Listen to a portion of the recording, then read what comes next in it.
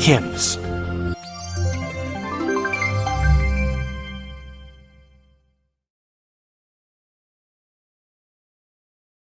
Hi, my name is Paul, and today we're going to discuss the control devices and the control panels and the connections in the back of the eBots for our eBot family.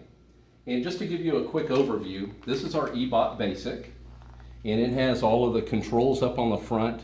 All three units have the same connections in the back, but I'm going to move on to the Advanced and show you that unit in particular.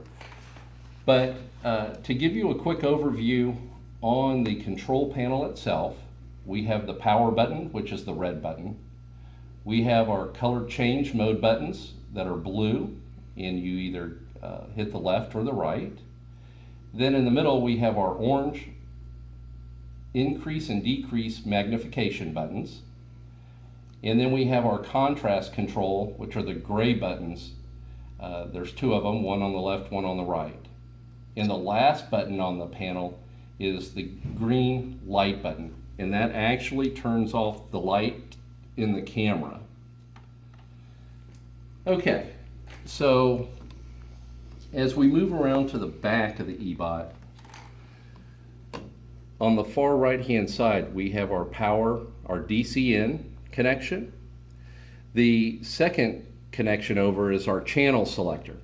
And we have to go back into the back of the remote control to show you that we also have a similar channel selector in the remote control.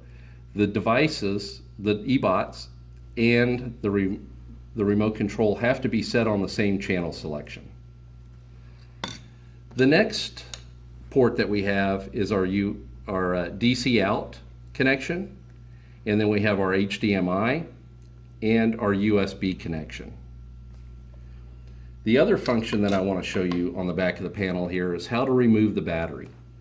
The battery, you just lift up on this button here and you just pull out on the side of the battery. I know my hands were in the way there, but that's it.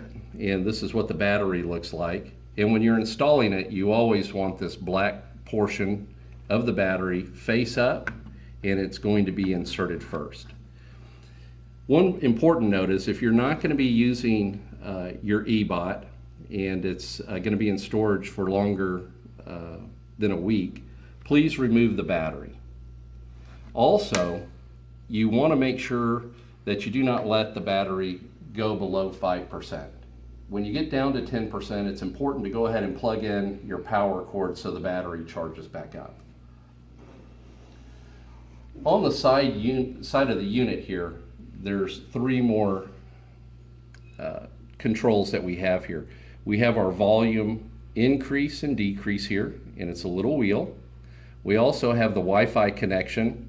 You can turn it off and turn it on here. And you also have your earphone jack right here. In the front, you have a speaker, and that's where your voice control is coming out of. Now the differences between the eBot Basic and the eBot Advance is really the remote control. The eBot Advance comes with a wireless remote control that gives you a little bit of control on the color modes and the increase and decrease magnification, but the real big difference is it gives you screenshot OCR. So screen capture OCR with the Advance.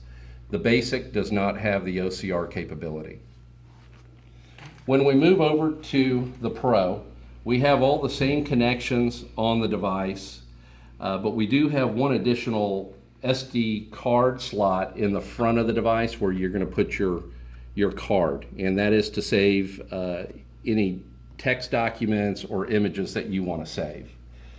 And the real difference on the remote control here is that you do have a joystick that allows you to move around in the page wirelessly.